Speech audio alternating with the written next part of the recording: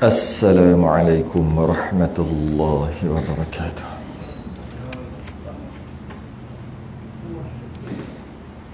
Innal hamdalillah nahmaduhu wa nasta'inuhu wa nastahdihi wa nastaghfiruh wa na'udzu billahi min shururi anfusina wa min sayyiati a'malina man yahdihillahu fala mudilla lahu wa man yudlil fala hadiya lahu. Asyhadu an la ilaha illallah wahdahu la syarika lahu. Asyhadu anna sayyidana Muhammadan abduhu wa rasuluh. Allahumma salli wa sallim barik ala sayyidina Muhammadin al-fatihi lima ughliqa wal khatimi lima sabaq nasiril haqqi bil haqq wal hadi ila siratikal mustaqim. Sallallahu alaihi wa ala alihi wa ashabihi haqqa qadrihi wa miqdarihi al-azim.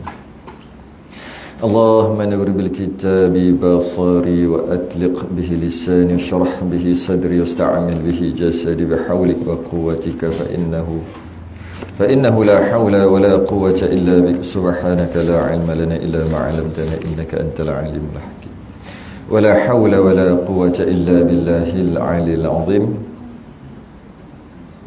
Amma ba'du. Alhamdulillah, untuk maghrib kali ini kita sambung pengajian kita Majmu' Salasi Rasail.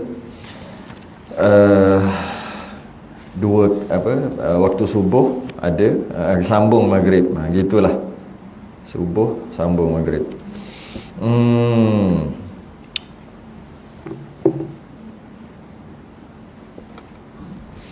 Kita berhenti dekat, masih lagi membahaskan secara ringkas sifat yang wajib bagi Allah. Yang keempat, bukan yang keempat, muka surat yang keempat. Gitu. Qiyamu ta'ala binafsih, ataupun muka surat 3 kalau yang Jawi tu. 10 daripada bawah. Muka surat 3 10 daripada bawah. Yang Rumi tu muka surat 4. Cuma sebelum kita mula ni, sebelum ni ada sedikit perbahasan yang kita bahas subuh sebelum ni. Kita membahaskan berkaitan dengan mukhalafatuhu ta'ala lil hawadith. Ada sedikit beberapa contoh-contoh lagi sebelum kita masuk sifat yang baru. Mukhalafatuhu ta'ala lil hawadith. Kalau kita tengok agak panjang, boleh tahanlah panjang dia tu. Yang mana panjang dia tu melebihi panjang yang lain-lain kan. Tengok, wujud alahai pendek aja kan. Berapa baris je kalau yang Rumi tu. Kalau yang Jawi tu 1 baris, 2 baris, 1 baris je. Kalau yang Rumi tu 1 2 3 4 5 baris, qidam 5 baris, baqa 4 baris. Mukhalafatu ta'ala lil hadis panjang. Qiyamu ta'ala bi nafsih boleh tahanlah. Wahdaniyah, qudrah, iradah. Cuma yang paling panjang sekali mukhalafatuhu ta'ala lil hawadith. Kenapa panjang tu? Saya dah sebut dah sebelum ni, kerana perlu dijelaskan lebih sikit berbanding dengan sifat-sifat yang lain, kerana banyak orang salah faham kat situ lah. Dekat bersalahan Allah Ta'ala bagi segala yang baru. Salah faham banyak kat situ. Mereka memahami Allah itu seperti yang baru, macam yang baru. Baru ni apa? Makhluk lah. Sifat-sifat makhluk dia letak pada Tuhan. Kerana salah faham ataupun tidak memahami dengan betul-betul faham perbahasan, Allah tak sama dengan yang baru. Bahasa lain untuk mudah, Allah tak sama dengan makhluk. Tak sama dengan makhluk. Kat situ banyak orang yang salah faham, sebab tu dia agak panjang tu, menjelaskan beberapa perkara yang sangat panjang. Macam mana boleh jadi salah? Mereka bukan nak salah pun. Mereka tak nak salah. Yang salah ni, walaupun mereka mendakwa salaf, tapi salaf tu dakwaan je. Sebenarnya bukan salaf. Salah. Salah. Tu dakwaannya salaf. Salaf tu maksud salafus salih. 300 tahun yang hijrah. 300 tahun hijrah. Setelah Nabi hijrah 300 tahun. Itu dia panggil zaman salafus soleh. Zaman salaf. Zaman yang terbaik lah. Zaman tu terbaik. Dekat dengan Nabi tu. Zaman terbaik. Jadi macam mana boleh silap? Mereka yang silap salah faham berkaitan dengan sifat mukhalafatu ta'ala ila hawadith ni, bukan sengaja nak salah, tak. Mereka dah macam mana? Dia bukan nak sesat, tak ada. Dia nak betul tapi salah faham. Mereka salah faham. Bukannya kata kita ramai-ramai jom kita faham ikut cara sesat nak. Tak ada. Dia orang tetap juga baca Quran. Malah kesalahfahaman mereka tu dah baca Quran lah. Sebab dia orang baca Quran lah. Dengan menafsirkan ayat-ayat mutasyabihat, dia panggil. Ayat yang paling terkenal, ayat yang paling famous sekali, Ar-Rahmanu 'alal 'arsy istawa. Allah bersifat Rahman. Allah yang bersifat Rahman. Istiwa dia di arash. Itu maksudnya surah Taha. Malah surah Sejadah pun ada kan. Dengan maksud Allah bersifat Rahman, beristiwa di arash. Itu ayatnya. Tapi mereka telah ada sebahagian golongan yang salah faham. Dia kata istawa tu, Ar-Rahmanu 'alal 'arsy istawa tu duduk, bersila gitu, duduk. Jadi Ar-Rahman dia menafsirkan Allah, 'alal 'arsy istawa, duduk dekat arash. Sedangkan Ar-Rahmanu 'alal 'arsy istawa adalah Allah yang bersifat Rahman. Bukan Allah 'alal 'arsy istawa, tidak, Ar-Rahman. Tapi kalau kita tengok surah banyak surah Allah ada sebut innani anallah, sesungguhnya aku Allah, bukan innani anar Rahman. Innani anallah. Tapi dalam ayat ni Ar-Rahman. Ar-Rahman ni kita tahu dah nama-nama Allah yang mulia. Jadi kenapa tak guna Allah? Kenapa ayat tu Ar-Rahman? Jadi ulama bahas. Jadi Ar-Rahman, Allah yang bersifat Rahman, beristiwa, istiwa di arash. Itu ayat dia, itu maksud dia.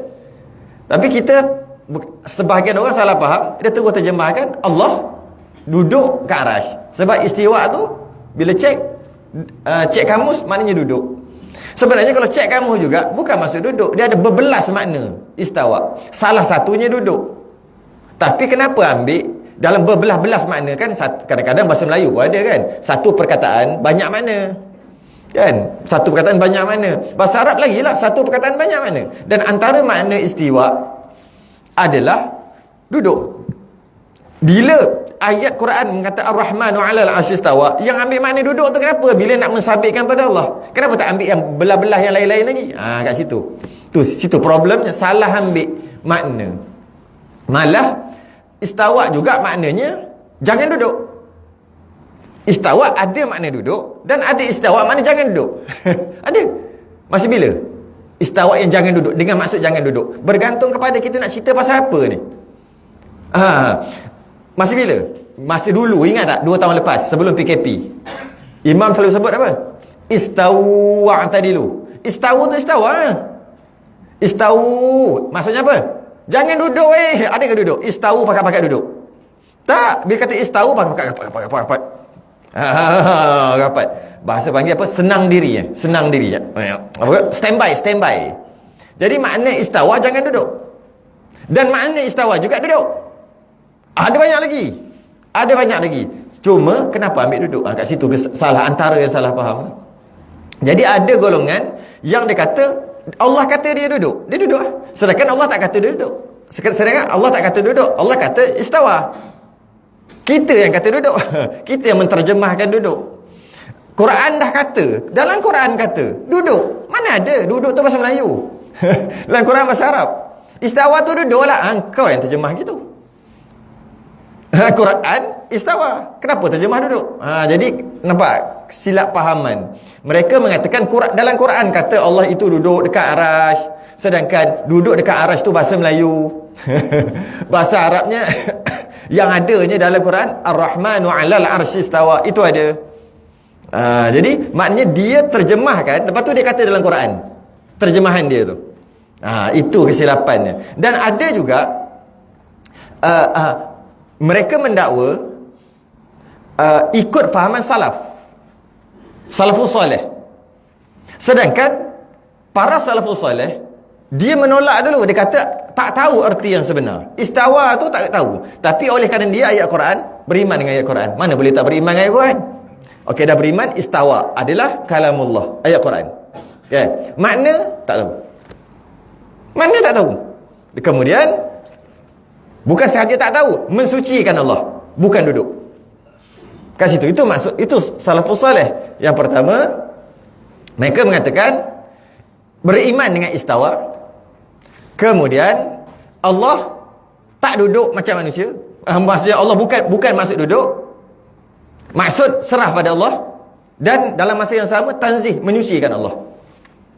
Itu fahaman salaf. Bukannya dia menafsirkan, ada sebahagian golongan dia menafsirkan istawa tu duduk, kemudian duduk yang layak bagi Allah. Kat situ yang problem. Sikit je beza dia. Sikit aja beza. Beza yang pertama, beriman dengan istawa, maksudnya wallahu a'lam, hanya Allah yang tahu.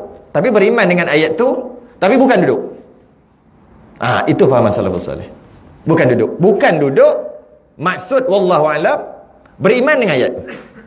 Tapi sebahagian golongan konon-konon dia nak tiru tadi, tapi dia lain sikit. Ini yang salah.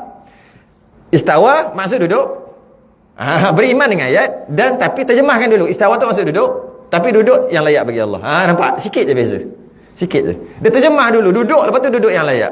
Mana gitu? Mana boleh terjemah dulu? Dia terjemah dulu maksud duduk, tapi duduk yang layak bagi Allah. Pahaman yang dia kata tak boleh pergi takwil. Dia ada dua pendapat di sini yang besar, antaranya dia panggil pendapat salaf, satu lagi pendapat khalaf. Khalaf faham macam mana? Khalaf ni lepas 300 tahun tu. Cara memahami ayat ni. Cara memahami Ar-Rahmanu 'alal 'arsy istawa. Macam mana? Takwil istawa dengan maksud istaula. Mentakwil tu dengan maksud Ar-Rahmanu 'alal 'arsy istawa. Ar-Rahmanu 'alal 'arsy istawa. Mentakwilkan dengan maksud Allah menguasai arasy. Tu ayat sebenar bukan menguasai. Ayat sebenar istawa. Tapi untuk menghilangkan macam-macam dalam kepala kita, maka pahaman para ulama khalaf, dia kata kita boleh takwil, iaitu Allah menguasai arasy. Habis. Kalau kata Allah duduk arasy, Allah salahlah faham gitu. Jangan kata gitu. Jangan kata itu. Jadi dia pakai pahaman yang tak ditakwilkan. Mari kita tengok antara ayat-ayat yang sentiasa menjadi salah faham. Innal ladzina yubayyi'unaka innama yubayyi'una Allah yadullah fawqa aydihim. Yang ini yadullah fawqa aydihim. Tangan Allah di atas tangan-tangan mereka. Tangan Allah di atas tangan-tangan mereka. Maksud tangan tu apa?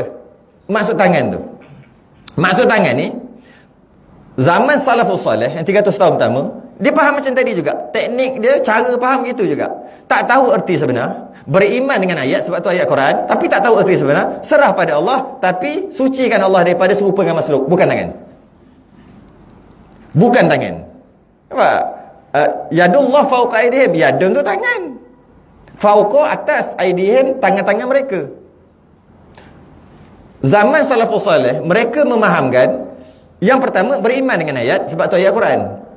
Yang kedua bukan tangan. Lawan Quran apa? Lawan Quran kata yadun.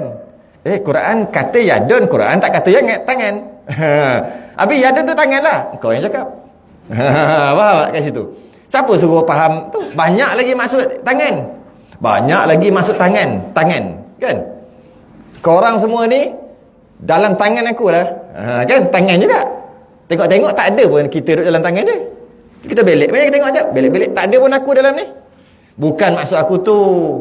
Aku sekarang kan naik pangkat. Aku jadi bos korang. Korang siap lah. Korang semua dalam tangan aku. Oh, cakap lah maksud tangan tu. Macam tu lah. Maksud tangan bukan semestinya tangan. Kan? Bukan semestinya tangan. Itulah beberapa ayat yang menjadi menyebabkan asalnya orang bukan dia nak salah pun. Dia salah faham kerana dia mengambil terus terjemahan tu. Wasna'il fulka bi'ayunina wa wahyina wa la tukhatibni fil ladzina zalamu innahum mughraqun. Buatlah perahu, buatlah bahtera dengan mata kami. Wasna'il fulka bi'ayunina. Ayunina, tak mata-mata kami.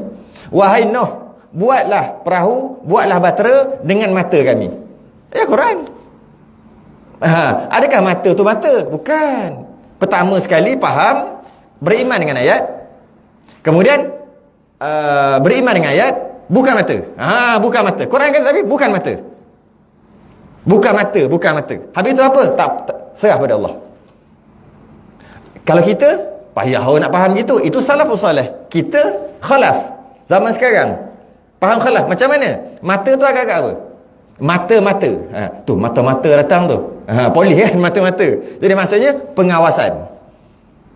Buatlah bahtera, wahai Nuh, buatlah bahtera dengan pengawasan kami. Itu sedikit beberapa perkara yang dipanggil takwil. Takwil banyak ayat. Kullu man 'alaiha fan wa yabqa wajhu rabbika dzul jalali wal ikram. Semua akan binasa melainkan wajah Allah. Wajhu rabbika dzul jalali wal ikram. Faham orang salafus salih beriman dengan ayat, beriman dengan wajhu. Maksud wallahu alam tak tahu, tapi bukan muka. Nampak? Cantik dia punya faham. Yang salah faham apa dia? Allah ada muka yang layak. Salah faham. dia terjemah muka. Tak, beriman dengan wajhu. Sebab wajhu tu ayat Quran, mesti kena beriman. Maksud serah pada Allah. Tapi bukan muka. Bukan muka. Muka makhluk. Gitu. Itu antara. Habis kita nak faham macam mana? Kita faham takwil, boleh. Dengan maksud muka ni tempat kemuliaan. Boleh juga kata muka ni mewakili diri. Sebab yang paling penting dalam satu badan adalah muka. Paling penting. Jadi maka kita boleh kata yang tinggal hanyalah Allah. Ayat kata wajhu. Kita faham, kita takwilkan Allah je yang tinggal. Sebab semua akan hancur ketika kiamat, Allah je tinggal. Tapi dalam Quran tak kata Allah yang tinggal, kata wajah. Bukan wajah, wajhu. Wajhu tu wajah lah, muka. Tak, kau yang cakap. Gitu. Nampak? Jadi kat situ kita kena faham sikit lah berkaitan perkara tu. Wajah rabbuka wal malaku saffan saffa. Turun Tuhan dengan malaikat berbaris-baris. Macam mana? Turun malaikat dan Tuhan berbaris-baris. Wajah telah datang rabbuka Tuhan kamu wal malak dan malaikat. Maknanya Allah ada depan, malaikat belakang. Bukan. Beriman dengan ayat sebab ayat Quran. Dia kata telah datang iaitu turun, bukan maksud turun. Itu bukan maksud turun. Wallahu a'lam, hanya Allah yang tahu. Tapi bukan sucikan Allah daripada sifat-sifat makhluk. Untuk kita faham, gitulah. Itu yang terbaik lah. Itu yang terbaik. Itu perbahasan berkaitan dengan mukhalafatuhu ta'ala lil hawadith, sambungan dengan subuh hari itu. Itu sambungan aja. Kalau tak dengar yang subuh hari itu, hari ni apa benda tiba-tiba tengah-tengah ni. Sambungan sikit sebab masa tu pun dah apa-apa lah, dah lewat dah, sebab tu kita berhenti kat situ. Masuk perbahasan hari ni. Ni sambungannya yang tadi tu. Qala al-mu'allif rahimahullah ta'ala.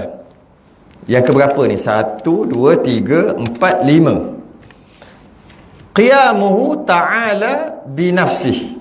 Artinya berdiri Allah Ta'ala dengan sendirinya. Lawannya berdiri dengan yang lain. Mustahil berdiri dengan yang lain. Wajib berdiri dengan sendirinya. Ini adalah sifat yang kelima daripada 20 sifat. Ataupun sifat kelima daripada 13 sifat yang fardu ain. Fardu ain bukan 20, 13 je. Yang 7 lagi tu sifat ma'nawiyah tu ada khilaf. Mazhab akidah ada khilaf 13 dan 20. Tapi masyhur kita 20, tak ada masalah. Jadi qiyamuhu ta'ala binafsih adalah sifat yang kelima daripada 20. 5 daripada 20. Ini cuma kiraan aja. Bukannya Allah ada sifat wujud dulu, lepas tu lama kidam, lepas tu baqaq. Bukan. Ni kiraan, nak kira aja. Yang kelima ni nak kira aja. Qiyamuhu ta'ala binafsih, berdiri dengan sendirinya. Kita nak faham kat sini, apa maksud berdiri dengan sendirinya? Allahu la ilaha illa huwal hayyul qayyum. Qayyum tu. Allahu la ilaha illahu Al-Hayyu Qayyum. Qayyum tu lah qiyamuhu ta'ala binafsi. Kita nak faham apa maksud sifat ni. Maksud berdiri dengan sendiri, maksudnya zat Allah bukan jirim, bukan arad. Mari kita tengok macam mana. Sebelum kita teruskan, kita kena undur sikit. Sifat wujud Allah itu wujud. Sifat wujud Allah menerangkan tentang wujud tu, menerangkan tentang zat Allah. Dia panggil sifat nafsiyah. Maksudnya kita bincang berkaitan dengan wujudnya, sifat wujud tu kita membincangkan tentang Allah. Tentang Allah. Iaitu Allah itu wujud. Okey? Qidam pula beza, qidam berbeza. Qidam menerangkan hal keadaan wujudnya Allah itu. Dia memang gitu cara ngaji dia. Wujud, kita membincangkan tentang diri Allah. Istilah dia panggil zat Allah, diri Allah. Itu wujud. Maksudnya Allah wujud. Tapi sifat salbiah, qidam, contohnya qidam, Allah tidak ada permulaan, membincangkan tentang kewujudan Allah itu yang tidak ada permulaan. Dan sifat salbiah ni sifat menolak yang Allah ini ada permulaan. Sifat qidam, baqa ni kekal. Jadi wujud adalah membincangkan tentang diri Allah, zat Allah. Allah wujud. Dan wujud Allah ni ada 5 cerita wujud Allah ni. Macam tu kot bahasa kampung gitu kot. Allah wujud. Allah wujud. Apa yang wujud? Allah yang wujud. Okey. Wujudnya Allah, wujud ni susah nak faham. Ada. Samalah wujud dengan ada. Adanya Allah ni ada 5 cerita. 5 cerita. Kita ada. Ada kita pun ada banyak cerita juga. Apa cerita? Ada kita ni lelaki. Tu lah cerita kita. Ada kita ni perempuan. Ada kita ni gemuk, kurus, hitam, putih. Itulah ada kita je 2 telinga. Maksudnya kita ni ada. Keberadaan kita tu ada ceritanya sendiri kan. Ada cerita dia ni, aku wujud, aku ada. Dia manusia untuk faham tu. Adanya aku ni dalam keadaan hitam. Dia bukan putih, hitam. Macam mana baka hitam lah. Ada. Aku ada. Cerita ada aku ni bukan gemuk, kurus. Dia ada cerita dia. Maka Allah itu wujud. Wujudnya Allah tu ada cerita juga. Ceritanya wujud Allah itu tidak ada permulaan. Tu cerita dia. Wujud Allah itu kekal. Wujud yang kekal. Tu cerita tentang kewujudan Allah. Dan wujudnya Allah itu tak sama dengan makhluk. Mukhalafatuhu ta'ala lil hawadith. Betul pula. Wujudnya Allah itu baru masuk. Wujudnya Allah itu hal keadaannya berdiri dengan sendirinya. Kalau kita ke depan sikit. Wujudnya Allah itu esa, wahdaniyah. Maksudnya kat sini, kewujudan Allah itu ada cerita dia. Ada cerita wujud-wujud tu. Macam mana kita wujud, ada cerita kita. Tu pun cerita kita makhluk lah. Wujud kitanya, hal keadaan kewujudan kita 2 kaki. Tu cerita kita. Kenapa kita nak cerita kita ni 2 kaki? Itulah kewujudan kita, itulah cerita dia. Dia tu ada. Yelah dia ada. Apa macam mana? Ada tu maksudnya macam mana? Ada dia 2 kaki, 2 tangan, ada 2 biji mata, ada 2 telinga, dia tu laki, dia tu gemuk, dia tu putih. Tu cerita. Cerita tentang kewujudan. Begitulah juga Allah wujud. Ya. Macam juga kita wujud. Kita ada. Apa yang ada? Kita ada. Kita lah ada. Tapi ada kita ni ada cerita. Ada cerita macam-macam cerita. Begitu juga wujudnya Allah. Allah itu wujud. Ya. Siapa wujud? Diri Allah telah wujud. Habis kewujudan Allah tu ada cerita? Ada. Adakah dia ada 2 kaki? Tak. Kat mana tu tak tu? Menafikan Allah ada 2 kaki. Kat mana? Mukhalafah tu ta'ala lil hadis. Tak sama dengan benda baru. Tak sama dengan manusia. Tak sama dengan makhluk. Tolak kat situ. Allah wujud. Wujudnya Allah itu naik turun kurgi atas bawah. Tak. Kewujudan Allah tu ada cerita. Ceritanya tidak gitu. Tidak seperti makhluk. Allah itu ada wujud. Kewujudan Allah itu sebelum tu tak ada. Tiba-tiba je beranak jadi Allah. Tak. Nampak? Tolak. Dia panggil sifat menolak. Salbiah ni sifat tolak. Allah wujud, lepas tu menolak sifat-sifat yang tak layak tadi. Tolak. Sama juga Esa akan datang. Itu sifat akan datang. Esa. Allah wujud. Wujudnya Allah itu, hal keadaan cerita wujud Allah tu Esa. Iaitu satu. Habis dua, tiga. Tidak. Satu. Itu cerita. Kita wujud lelaki, tapi juta-juta bilion orang lelaki ada. Nampak cerita tu. Tu maksud dia. Maknanya Allah itu wujud. Wujud tu menceritakan tentang diri Allah. Iaitu ada. Dia panggil sifat nafsiyah. Dan ada 5 lagi cerita kewujudan Allah tadi tu. 5 lagi. Yang fardu ain, banyak mana tidak terkira banyaknya. Bukan 5 aja. Yang fardu ain wajib belajar 5 aja. Cerita Allah tu. Bahasa, kalau nak pakai bahasa tu lah, cerita. Iaitu antaranya berdiri dengan sendirinya. Apa maksud berdiri dengan sendiri? Berdikari, ya. Berdikari tu, berdiri dengan kaki sendiri. Berdiri dengan sendirinya tu apa maksud? Ada 2 benda, 2 sahaja, tak banyak pun. Yang pertama, tidak berhajat kepada yang nak jadikan dia. Tu maksud berdiri dengan sendiri. Berdikari, dia tak berhajat, maksudnya tidak perlu yang siapa-siapa nak jadikan dia, tak perlu. Maknanya kita tak berdikari, ya. Kita tidak berdiri, ya. Kita tidak qiyamuhu binafsihi, ya. Tidak. Sebab kita dijadikan ataupun kita daripada mak kita. Sedangkan Allah tidak gitu. Itu pertama yang dia nak tolak. Itu maksud berdiri, berdikari tadi. Berdiri dia bukan di atas kaki sendiri, berdiri dengan sendirinya. Itu maksud.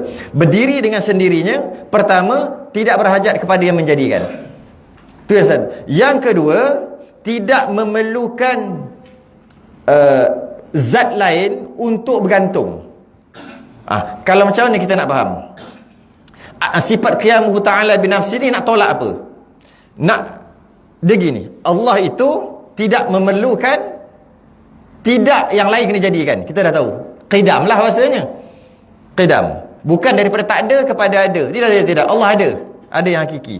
Itu yang pertama nak tolak, qiyamuhu ta'ala binafsi, berdiri dengan sendirinya. Yang kedua nak tolak, berdiri dengan sendirinya. Macam kalau kita faham makhluk dulu. Putih ni dia tak boleh berdiri sendiri. Tak boleh. Dia akan duduk di jirim, dia panggil. Duduk di benda. Hitam, kita ni hitam legam, tak boleh duduk sendiri hitam. Boleh buat keluar hitam, buat keluar. Keluarkan hitam. Tak boleh. Dia menumpang. Hitam tu menumpang. Putih tu menumpang. Biru ni menumpang. Boleh ambil biru je buat keluar daripada tudung ni. Tak boleh. Jadi maknanya Allah pun tidak seperti itu. Menumpang. Tidak. Itu maksud dia. Itu maksud dia. Maknanya Allah itu yang pertama, pasti bukan macam makhluk. Yang kedua, tidak dijadikan, atau bahasa lain, qidam. Okay? Yang ketiga, tidak menumpang juga. Macam mana warna menumpang pada badan kita, pada baju kita. Hijau ni menumpang. Mana boleh buat keluar hijau aja? Boleh? Tak boleh. Dia menumpang pada benda. Itu kalau makhluk. Tujuannya kita nak faham tu je. Maksudnya dalam kehidupan kita, dia ada jirim, dia panggil. Dia ada benda boleh pegang, dan dia ada yang tak boleh pegang, tapi kita tahu ada, iaitu putih. Putih ni ada, warna ni ada putih, tapi putih tu tak boleh duduk sendiri-sendiri. Takkan boleh. Pergi kedai nak beli cat, kita nak beli cat, saya tak nak, saya nak putih aja. Cat saya tak nak. Nak beli putih 2 kilo boleh? Tak boleh. Dia nak beli putih, nak beli hijau, nak beli kuning, kena beli sekali dengan cat, sekali dengan cecair. Package. Tak boleh. Nak cecair, nak kuning aja. Cat tak nak, macam cair-cair tak nak kuning saja semata-mata. Tak boleh. Sebab kuning tu jadi menumpang. Dia panggil sifat lah. Kalau pada makhluk, dia panggil arat sebenarnya. Tapi tujuan kita nak faham tentang makhluk tu apa? Kita nak beritahu Allah juga tidak begitu. Dia tidak menumpang. Tak gitu. Itu qiyamuhu ta'ala binafsi, menolak yang mana Allah ini dijadikan, daripada tak ada kepada ada, memerlukan yang lain untuk jadikan Allah. Tidak begitu. Allah tidak begitu. Dan Allah juga tidak memerlukan lain untuk menumpang macam putih tadi. Tak perlu. Tak ada. Tak ada. Sebab ini sifat ni untuk menolak 2 perkara tadi. Maka tertolaklah kalau ada orang mengatakan Allah duduk masuk dalam dia. Ada kan ajaran sesat tu, Allah masuk dalam badan dia, maknanya Allah menumpang. Kan dah tertolak qiyamuhu ta'ala binafsih. Senang aja sebenarnya. Kalau mengaji tahu dah, tak mungkin Allah menumpang. Kenapa Allah tiba-tiba ada kat dalam badan kau? Yang kata ajaran sesat ni, ada orang percaya Allah masuk kat tu, Allah masuk kat ni, maknanya menumpang. Maknanya menumpang. Kalau mengaji sifat 20, mana boleh, mustahil. Allah qiyamuhu ta'ala binafsih. Yang pertama, tidak memerlukan yang lain untuk jadikan. Yang kedua, Allah tu sendiri tidak menumpang. Sebab ni menolak ajaran-ajaran sesat lah.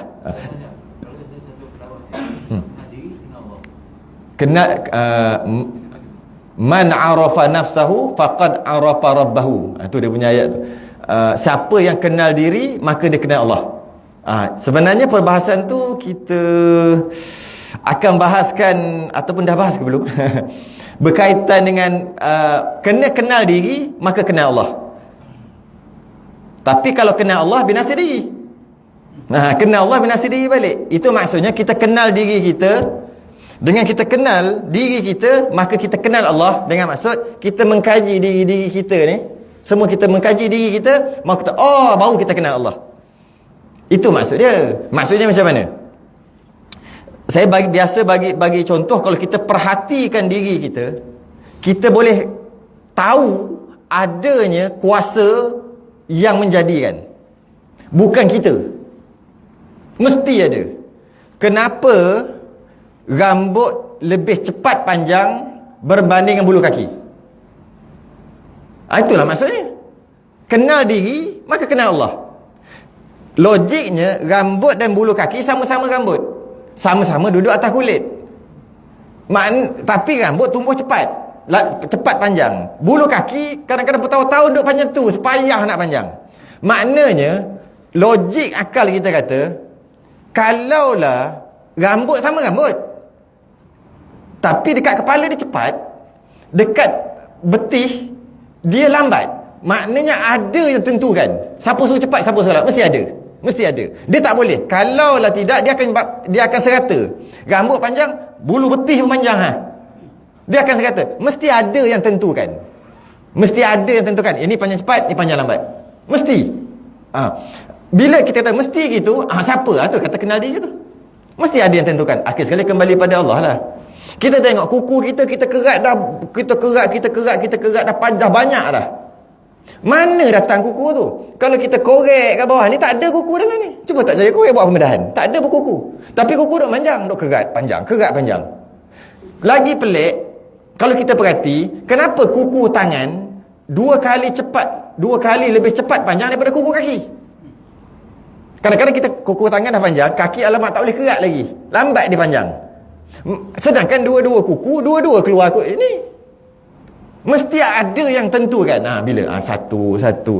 Kita makan kita telan. Ada jadi tai.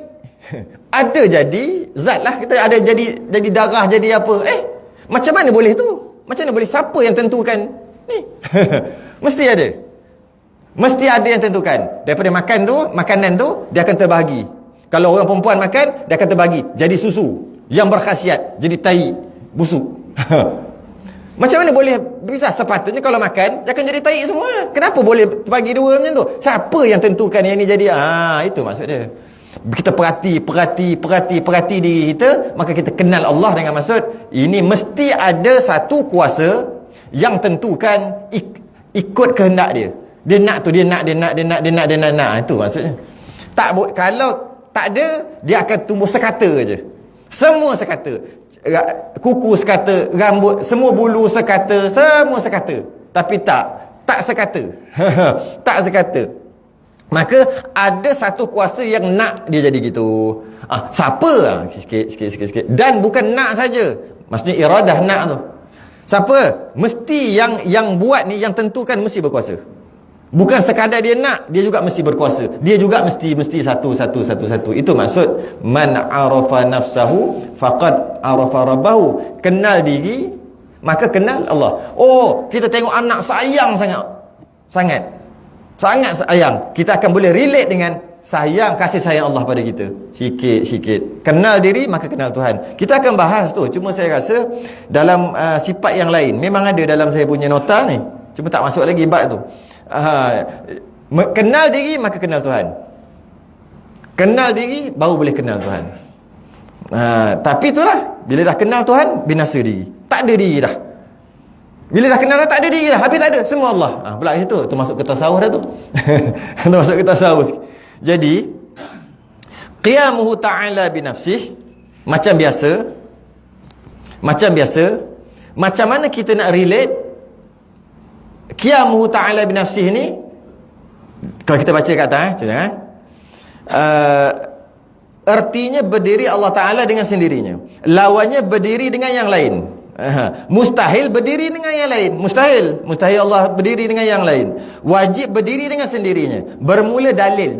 Berdiri dengan sendirinya itu baharu alam ini.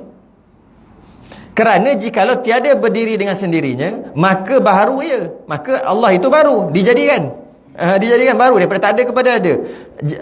Tidak boleh ia menjadikan suatu daripada alam ini. Kalau Allah itu pun dijadikan, kalau Allah tu pun daripada tak ada kepada ada, mesti Allah tak buat, mesti Allah tak boleh menjadikan alam ini. Yakni tiada berkehendak ia kepada zat, dan tiada berkehendak ia kepada menjadikan. Tiada berkehendak ia kepada zat.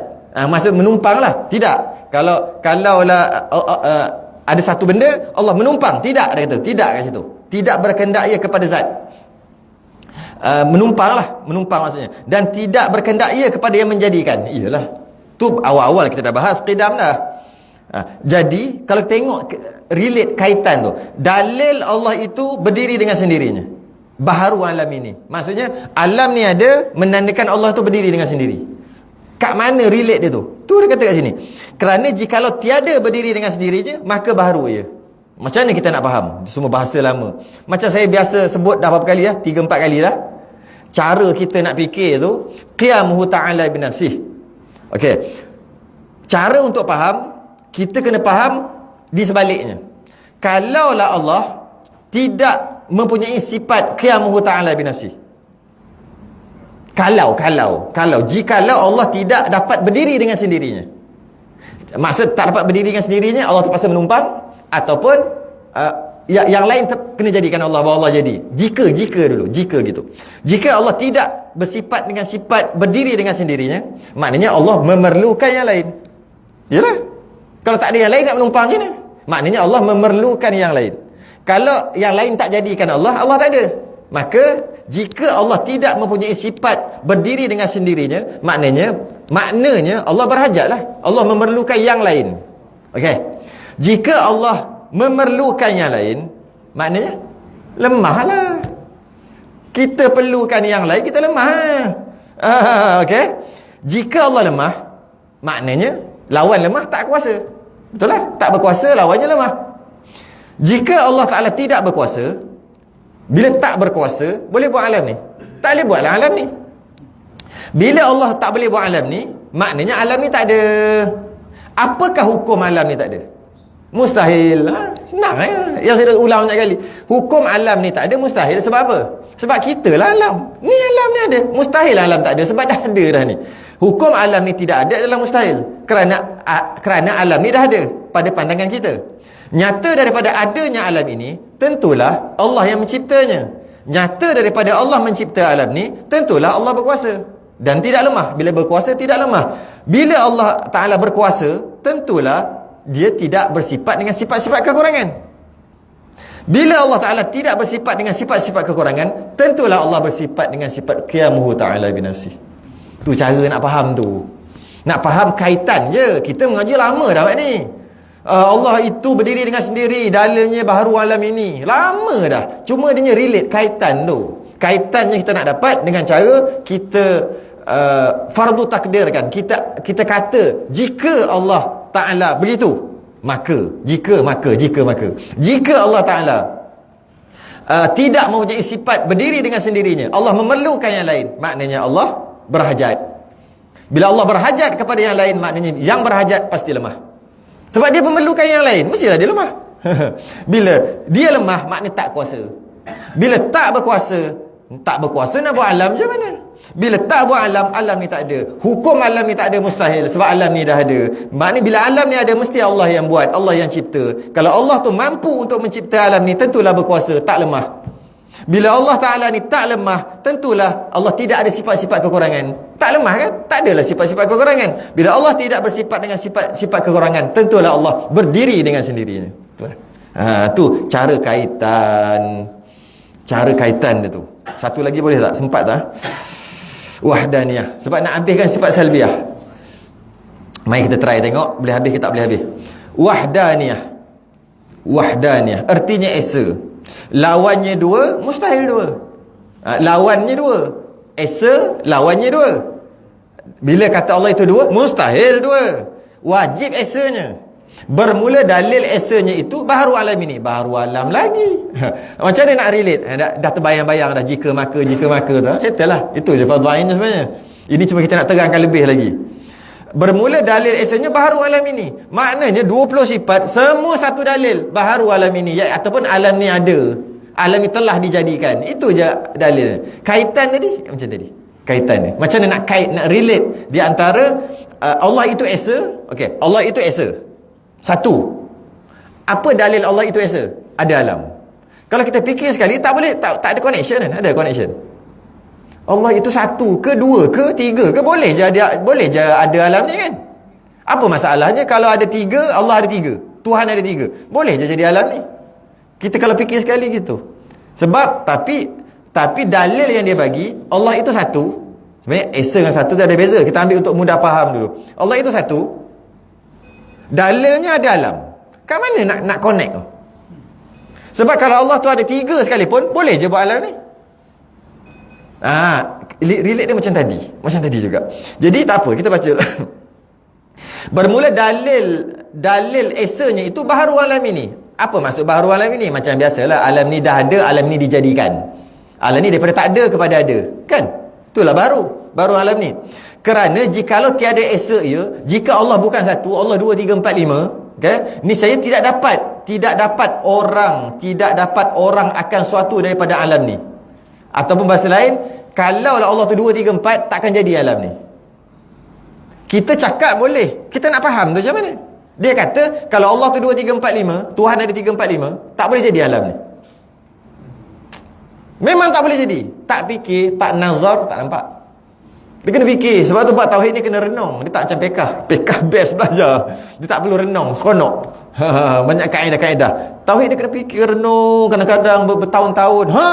Tiba-tiba tengah baring nak tidur, pam, Allah bagi kepahaman waktu tu yang belajar 10 tahun lepas. Tiba-tiba bangun. Pahal pula orang tua ni kata. Baru faham. Tapi kena sentiasa nazar, kena fikir. Tak fikir tak dapat. Sebab dia dah bagi tahu dah. Kalau Allah ada 2, 3 atau 4, Tuhan ada 3, 4, tak mungkin jadi alam. Akal kita sekali kita lalu ke akal kita kata, kalau Allah ada 3, 4, 5 pun boleh je jadi. Pakai lah buat. Tapi kenapa hujahnya kalau Tuhan ada 2, 3, 4 takkan jadi alam? Nak relate tu. Itu yang masalah sikit lah. Kena ngaji sungguh-sungguh. InsyaAllah boleh faham. Kita baca, sekejap lagi saya sebut macam mana nak relate. Niscaya tiada dapat orang akan suatu daripada alam ini. Atau bahasa lain, alam ni tak ada lah. Kerana lazim lemahnya. Kat situ dia punya point. Lazim lemahnya ketika itu. Kalau Tuhan ada 2, 3, 4, Tuhan jadi lemah semua. Ya. Kalau Tuhan ada 3, maknanya 3 lemah. Bukannya 2 lemah 1 kuat ke? Gaduh lah 3 Tuhan ni. Duduk. Lepas tu menang yang tu. Itu yang paling kuat. Tapi dalam kitab kita kata tak. Kalau Tuhan ada 2, 3, 4, 5, mesti lemah. Semua lemah. Bukan satu, semua jadi lemah automatik. Kalau ada 1, baru dia kuat. Tapi kalau dia ada 3, dia ada 4, 4 jadi lemah. Kalau kita fikir, kalau ada 4, gaduh, yang menang itu yang kuat, yang lain lemah. Tak. Tuhan lain. Tuhan kalau ada 2 aja, 2 lemah. Ada 3 lemah. Ada 10 lemah. Tu dia kata gitu. Kat mana nak relate? InsyaAllah kita faham malam ni. Sabar, baca dulu. Kerana lazim lemahnya ketika itu, yakni esa zatnya dan segala sifatnya dan segala perbuatan af'alnya. Tu nanti dulu. Tu panjang lagi tu. Jadi macam ni. Pertama, wahdaniyah, artinya esa. Allah itu esa. Lawannya dua. Maknanya kita menafikan Allah ada taulan. Allah ada dua. Macam Allah tu ada dua. Macam la ilaha illallah tu lah yang nafi isbat tu. Tidak ada Tuhan, la ilaha, tidak ada ilah, tidak ada Tuhan yang berhak disembah dengan sebenar-benar melainkan Allah. Yang kita tolak tu bukan kita tolak Tuhan-Tuhan orang kafir, bukan Dah sebut sekali sebelum masa subuh hari tu, sebut maghrib pula, takut masa tak ada subuh. Ramai orang faham la ilaha illallah, tidak ada Tuhan melainkan Allah. Maknanya Tuhan yang sebenar Allah. Okey, betul dah kat situ. Sebab la ilaha illallah, tidak ada Tuhan melainkan Allah. Okey, yang dia dapat faham Tuhan yang sebenar adalah Allah. Okey, betul. Yang tu okey. Habis tu la ilah, tidak ada Tuhan. Maknanya yang nak tolak Tuhan mana? Nak tolak Tuhan orang kafir, Tuhan Buddha, Tuhan Kristian, Tuhan Yahudi, Tuhan semua Tuhan yang ada ratus-ratus dalam dunia ni, masing-masing kan ada agama masing-masing, kan dia ada Tuhan masing-masing. Kita tolak semua Tuhan tu. Tolak Tuhan tu, yang Tuhan yang sebenar adalah Allah. Jika gitu, kita salah faham. Gitu itu salah faham. Salah faham. Sebab ni Wahdani ni cerita ni. Kita salah faham. Tuhan ada, kalau saya ambil mudah-mudah lah, Tuhan ada 100. Maksudnya ada 100 agama, yang masing-masing agama ni mengatakan mendakwa Tuhan tu masing-masing lah, lain-lain kan. Katalah Tuhan ada 100. Termasuk Islam, iaitu mendakwa Allah itu Tuhan. Okey. 99 semua salah, kita tolak. Allah yang betul. Kalau kita faham macam tu, salah faham. Salah faham gitu. Yang kita nak tolak bukan Tuhan 99 tu, bukan. Sebab itu bukan Tuhan. Nak tolak macam mana? Itu dakwaan Tuhan. Itu batu, itu manusia, itu makhluk, itu orang, itu mana ni? Yang mereka mendakwa tu Tuhan, tu Tuhan, tu Tuhan, tu Tuhan tu lah. Ada yang mendakwa tu yang tinggi tu, yang ada duduk baring, ada duduk duduk, ada duduk berdiri tinggi. Itu Tuhan. Dia mendakwa tu Tuhan. Kita kata la ilaha illallah. Aku tolak Tuhan tu. Sebenarnya Tuhan yang sebenar adalah Allah. Salah. Kita bukan tolak Tuhan tu. Sebab tu batu tu bukan Tuhan. Nak tolak macam mana? Yang kita nak tolak Tuhan yang macam Allah. Kalau ada Allah, Tuhan yang sebenar. Jika ada macam Allah, Tuhan tu, satu lagi macam Allah semua sifat-sifat, kita nak tolak yang tu. Yang betul adalah Allah. Soalannya, ada ke? Mana ada? Yang Tuhan yang macam Allah, mana ada? Sebenarnya kita tolak yang tak ada. Sebagai kita nak beritahu, kita dua kali ganda Allah tu Tuhan sampai dua kali ganda. Kalau ada macam tu pun tolak. Sedangkan mana ada macam Allah. Habis Tuhan-Tuhan lain tak payah tolak. Tuhan orang kafir tak payah tolak. Sebab tu bukan Tuhan. Nak tolak apa? Kita nak tolak Tuhan. Sebab kita nak kata Allah Tuhan yang sebenar. Maka tolak Tuhan yang macam Allah. Tak. Mana ada? Mana boleh kata gitu? Allah ada dua, Tuhan ada dua, Allah Tuhan yang sebenar, Tuhan yang kedua ni bukan, lemah. Sebenarnya Tuhan ni sebenarnya adalah Allah. Bukan gitu. Bukan gitu. Kita tolak Tuhan yang bersifat dengan sifat-sifat istighna dan iftiqar, sifat-sifat kesempurnaan macam Allah. Kalau ada, kita nak tolak yang tu. Tapi tak ada. Jadi jangan, tak perlu tolak Tuhan orang kafir, tak perlu. Sebab itu bukan Tuhan. Itu dakwaan Tuhan, salah faham. Itu batu, itu makhluk, itu bukan Tuhan. Tak perlu tolak, dia rebah dengan sendirinya. Jadi samalah juga. Tengok ni kata sini. Ertinya lawannya dua. Menafikan adanya Tuhan yang kedua. Kita menafikan Tuhan yang kedua macam Allah tu. Bukan bahala tadi. Bahala tu bukan Tuhan, tu batu. Kita nak nafikan Tuhan yang kedua atau yang ketiga, yang keempat. Nak menafikan semua. Dia istilahkan wahid sebenarnya. Wa ilahukum ilahu wahid. Wahid itu kita menafikan Tuhan yang macam Allah ni ada lagi, ada kita menafikan. Tak ada. Yang macam Allah, yang bersifat dengan sifat-sifat kesempurnaan macam Allah, kita menafikan. Dia panggil wahid. Wa ilahukum ilahu wahid. Dia ada satu lagi, ahad. Ya Bilal ahad. Dia tak wahid. Boleh je kata wahid. Ahad tu lain. Ahad tu menafikan Allah itu bersusun. Maksudnya ada tangan, ada bersusun-susun. Itu maksud. Ahad tu adalah satu juga. Bahasa Melayu esa juga. Tapi ada beza wahid dengan ahad. Ada beza. Wahid Allah, kita menafikan ada Allah satu lagi, ada Tuhan satu lagi macam Allah. Tapi ahad, kita menafikan Allah itu berjuzuk-juzuk. Ada tangan, ada apa, macam lembaga. Kita menafikan tu. Menafikan berjirim dan berjisimnya Allah. Itu kul huwallahu ahad. Sebab tu jawapan dia ahad tadi, kul kata, kita bahasa ahad kita tu esa juga kan. Sedangkan wahid tu kita menafikan Allah tu ada satu lagi. Tuhan macam Allah ada satu lagi. Itu wa ilahukum ilahun wahid. Kul huwallahu ahad. Kita nak menafikan yang mana yang tu? Jawapannya kul huwallahu ahad, Allahu samad, lam yalid wa lam yulad. Lam yalid, apa lam yalid? Lam yalid tidak beranak. Tidak beranak. Maksudnya Allah tu bukan daripada sesuatu tu. Itu maksud ahad. Ahad, kita menafikan yang itu. Daripada satu, tiba-tiba ada satu juzuk lagi. Itu berjuzuk-juzuk.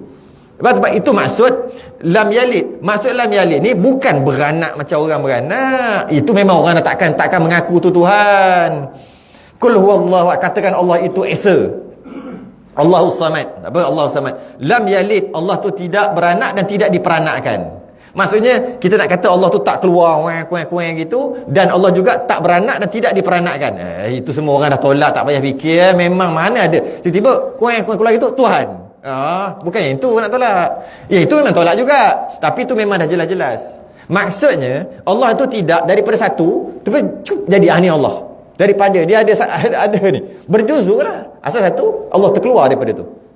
Dan lam yalid walam yulad, tidak diperanakkan. Sama juga. Allah ni Allah keluar lain pula. Ini menafikan Nasrani. Kan? Ada satu jadi tiga tu. Dan maknanya Allah keluar satu. Kita menafikan gitu. Dan kita juga menafikan bukan Allah, tapi keluar ni Allah, menafikan. Itu maksud dia. Bukan kita nak menafikan beranak dan tidak diperanakkan. Itu kita nafikan memang dah tahu sangat-sangat. Dah. Itu maksud dia. Maksudnya lam yalid, tidak beranak, membawa maksud Allah ada anak. Maksudnya daripada Allah tu bercerai. Bercerai. Ini Allah ni bercerai. Kita menafikan tu ahad. Dan kita menafikan juga daripada satu ni bercerai, ni pula Allah. Yang tadi Allah bercerai. Menafikan. Tidak. Menafikan Allah bercerai. Jadi anak-anak Allah ke apa kan? Bercerai. Nafikan. Yang kedua, satu-satu ni keluar ni Allah. Bahasa lain dia panggil beranak lah, macam beranak. Dua-dua kita nafikan. Ada beza je? Ada beza wahid dengan ahad. Tu beza dia. Wahid dengan ahad. Berat. Ni perbincangan yang berat. Jadi kena gunting kat situ tu. Jadi okey. Wahdaniyah baru separuh perbincangan, iaitu kita kata Allah itu esa dengan dua maksud. Macam mana ada dekat Asmaul Husna. Siapa hafalah?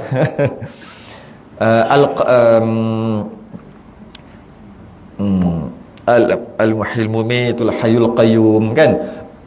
Al-Wajid Al-Majid Al-Wahid Ahadus Samadul Pasal nak? Ada wahid, ada ahad kat situ. Pasal tak? Kena nyanyi baru ingat. Kau tak nyanyi tak ingat. Apa?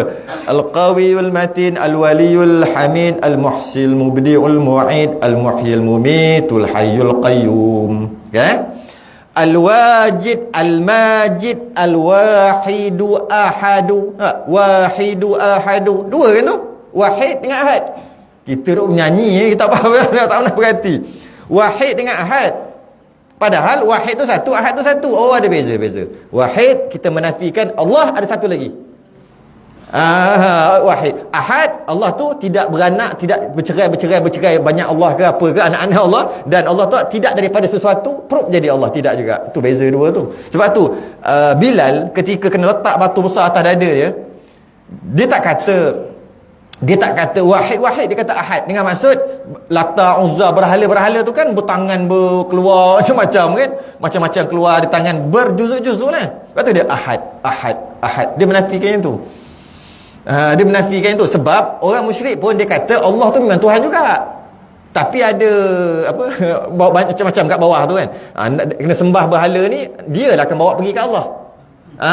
Dia sebab tu bila gitu mereka juga mengatakan musyrik Allah itu Tuhan yang nombor satu. Cuma syirik, sebab tu nama musyrik, mensyirikkan mensyarikatkan Allah, mensyirik, mendua, mentiga, mengempat. Jadi bila Bilal dia bukan menafikan wahid tadi, sebab memang musyrik pun dia kata Allah lah Tuhan yang sebenar. Cuma banyak aja dia punya pembantu-pembantu ni, batu-batu semua ni. Habis yang dia menafikan ahad. Yang kata ni Tuhan ni berhala Lata Uzza, Tuhan ni kan berjuzuk-juzuk, berbatu, bermolekul, berjirim, bertangan, bermuka semua. Ahad menafikan tu, menafikan yang tu. Bukan menafikan Tuhan tu tak ada dua, satu, bukan yang tu. Bukan yang tu. Tu yang ahad. Tu beza wahid dengan ahad. Yang akan menjadi perbahasan wahdaniyah, artinya esa. Esa tu maksud esa tu dua, terbahagi kepada dua. Kemudian dia akan berpecah kepada kam mufassir, kam mutasil, semua fardu ain. Itu semua tu fardu kifayah tu. InsyaAllah akan datang kita akan sambung lagi wahdaniyah ni. Kesambung lagi wahdaniyah. InsyaAllah keesaan Allah itu kita sambung. Dia agak berat sikit mula-mula ni. InsyaAllah lepas ni ringan. Mula-mula je berat. Wahdaniyah. Kalau kita perhatikan sebelum wahdaniyah tu ada wallahu a'lam. Cuba tengok balik-balik kan sebelum tu nampak semua sifat yang kita dah baca wujud last sekali sebelum masuk qidam wallahu a'lam. Qidam sebelum masuk baqa wallahu a'lam. Baqa sebelum masuk mukhalafah wallahu a'lam. Mukhalafah sebelum masuk qiyamuhu ta'ala wallahu a'lam. Lepas tu qiyamuhu ta'ala sebelum masuk wahdaniyah wallahu a'lam. Kenapa? Hakikat sebenar Allah yang tahu. Kita cuma boleh mengkaji makhluk. Itu kaji makhluk untuk kenal Tuhan. Hakikat wallahu a'lam. Wallahu a'lam ni, wallahu a'lam tutup majlis lah. Wallahu a'lam, tangguh dulu. Kita sudah dengan tasbih kafarah dan suratul subhanakallah wa hamdika asyhadu an la ilaha illa anta astaghfiruka wa atubu ilaik.